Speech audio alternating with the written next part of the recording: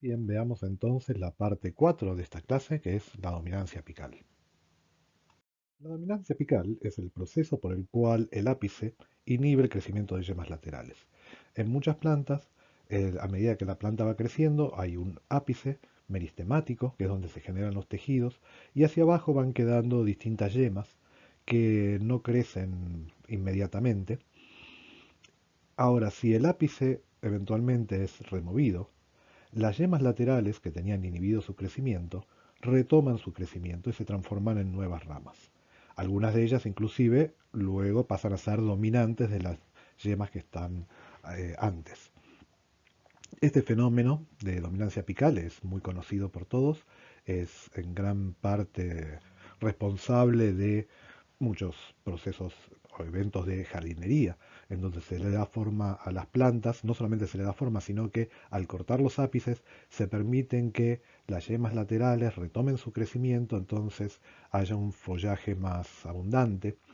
También es muy crítico en los procesos de poda de especies productivas, por ejemplo, frutales o vid, en donde la remoción o no de distintos ápices para permitir el crecimiento de yemas laterales termina generando la forma de la planta y uno puede hasta cierto punto regular eso.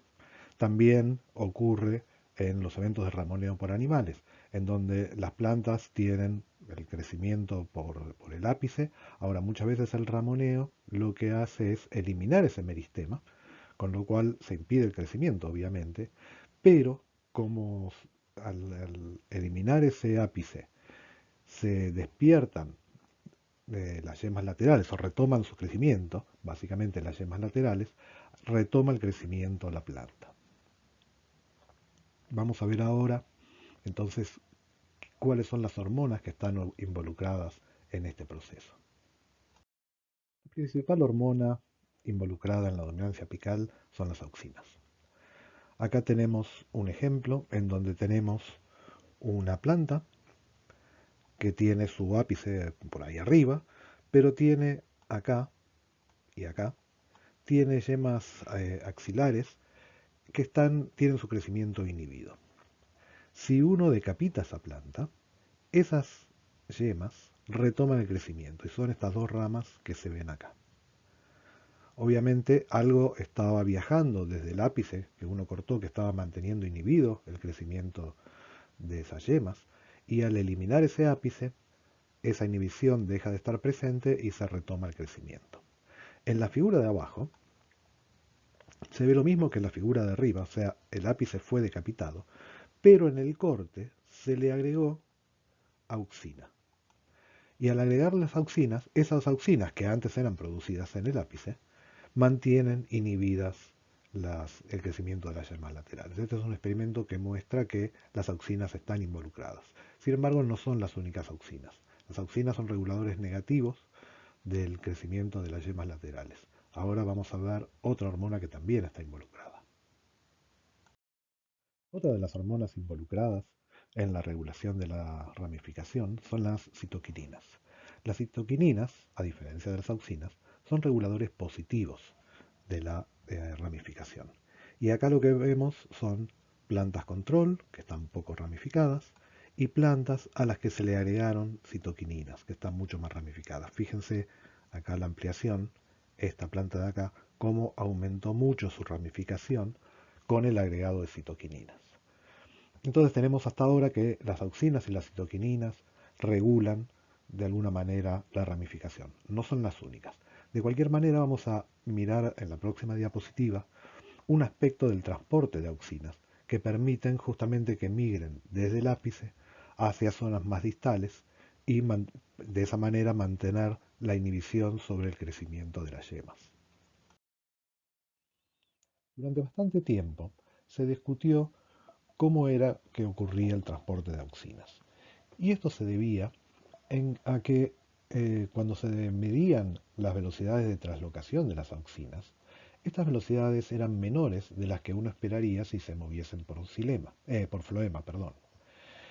Y además, como está en la figura de la izquierda, El transporte de auxinas es polar basípeto, o sea, quiere decir que va principalmente en una única dirección y en particular hacia abajo.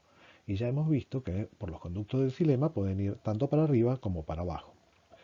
Entonces, se llegó a el modelo que está actualmente vigente, que es el modelo quimiosmótico de transporte célula-célula, que es lo que se observa en el panel B. Como su nombre lo indica, el movimiento célula-célula es que las auxinas se van moviendo de una célula a otra. Ahora, ¿cómo es que ese transporte es polar? O sea, que tiene una dirección predominante. Porque las auxinas, para ingresar o salir de las células, necesitan de transportadores. Esos transportadores hay varias familias, acá los tienen indicados, por ejemplo, en naranja, estos en violeta, los pines están en verde. Entonces, ¿cómo es que ocurre el movimiento? Para empezar, la auxina, el ácido endolacético, que esta es su fórmula, es, como su nombre lo indica, un ácido, y es un ácido débil. Este es el grupo ácido que le da las propiedades ácidas. Es un ácido débil, con lo cual eh, el balance entre su forma aniónica y su forma molecular depende del pH del medio. En el apoplasto, donde el pH es alrededor de 5,5, relativamente ácido, el ácido indolacético está predominantemente en su forma molecular, o sea, sin carga. Y en esa forma molecular puede ingresar eventualmente atravesando membranas o a través de ciertos transportadores, como se indica acá. Ahora, ¿qué ocurre cuando ingresa a la célula? Cuando ingresa a la célula, el pH de la célula es neutro ligeramente básico, 7, 7,5, con lo cual la auxina está en su forma aniónica, que es lo que se indica acá. O sea, pierde un protón. En su forma aniónica, le cuesta mucho más atravesar las membranas. O sea, la célula es una especie de jaula de aniones que impide el paso de los aniones a través de la membrana. Entonces, para que la auxina salga de la célula necesitamos sí o sí la presencia de transportadores. Si bien hay algunos transportadores que no, como estos de acá, que no tienen una distribución polar, o sea, no están más de un lado que del otro, hay otros que sí, que además son los principales eh, transportadores de auxinas, como se indica con la intensidad de las flechas. La intensidad de las flechas me está indicando el, el flujo de alguna manera.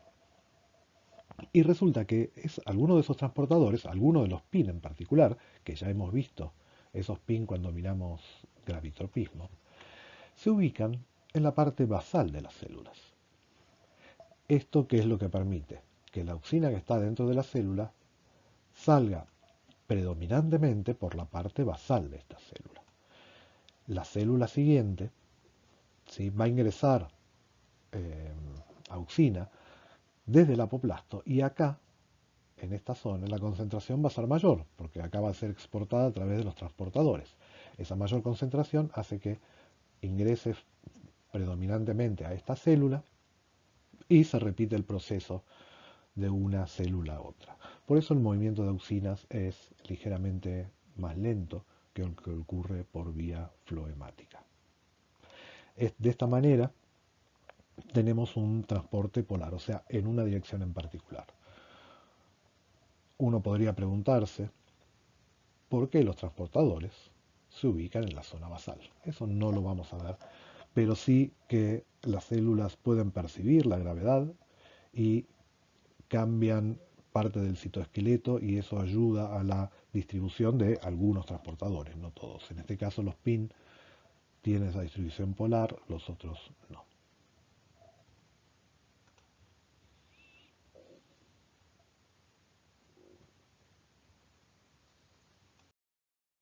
Bien, ya hemos visto que las auxinas participan de la ramificación, inhibiendo la ramificación, que las citoquininas la promueven.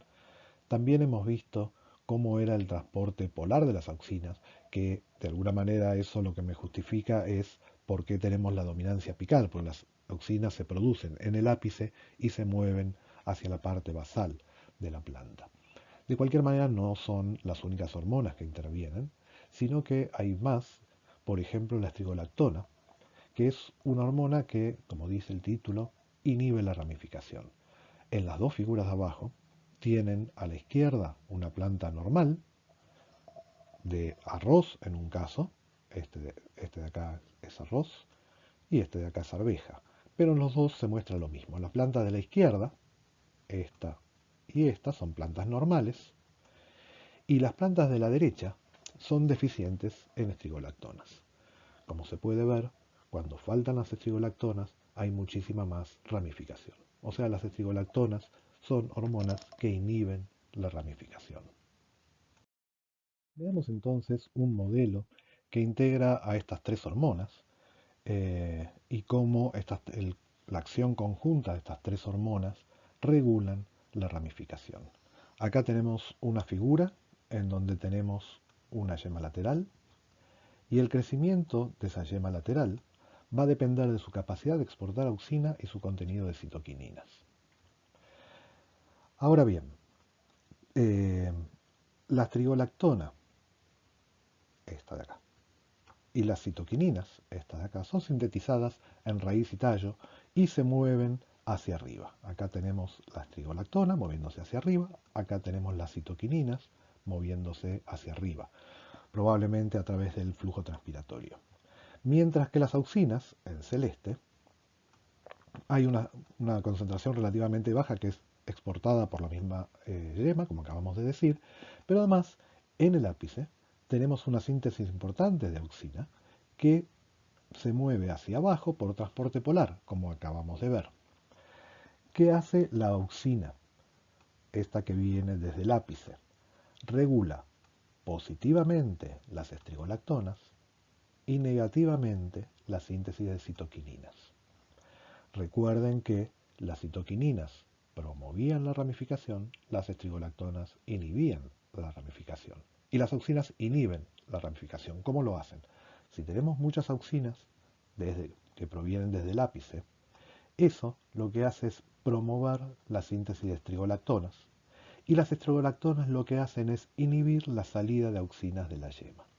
De esa manera están inhibiendo la ramificación. Por otro lado, esos aumentos de auxinas que vienen del ápice regulan negativamente la síntesis de citoquininas. Y habíamos dicho que las citoquininas eran un regulador positivo de la ramificación, con lo cual la inhibición que la auxina hace sobre la citoquinina regula negativamente la ramificación. Bien, y por último, para terminar con esta parte de dominancia apical, tenemos esta diapositiva en donde se muestra un gen, como un gen en particular controla la ramificación. Este es un ejemplo, hay muchos genes obviamente involucrados, pero es un ejemplo para que no se queden con la idea de que las hormonas son las únicas cargadas de controlar la ramificación. De hecho, la acción de las hormonas muchas veces es activar o desactivar genes. Pero bueno, volviendo a esta figura, en esta figura tienen a la izquierda, aquí, el teosinte, que es un antecesor del maíz, o se considera que es un antecesor del maíz actual. En la figura del medio tenemos una planta de maíz normal, ahí tienen la línea A158, en donde la dominancia apical es muy marcada, ¿sí? Prácticamente no hay ramificación, ese es en el maíz de cultivo, y a la derecha tienen la misma variedad anterior, pero que tiene mutado un gen en particular, que es el TB1, Teosinte Branch 1, que al estar mutado y al estar no funcional, como ese gen lo que hacía era inhibir la ramificación en maíz, al estar mutado y estar no funcional, hay una ramificación muy profusa. Su nombre viene a que el fenotipo de la planta mutada es muy similar al fenotipo del antecesor o el que se considera antecesor del maíz actual. Entonces tenemos este gen que lo que hace es inhibir el crecimiento de las ramificaciones. Con esto terminamos dominancia apical.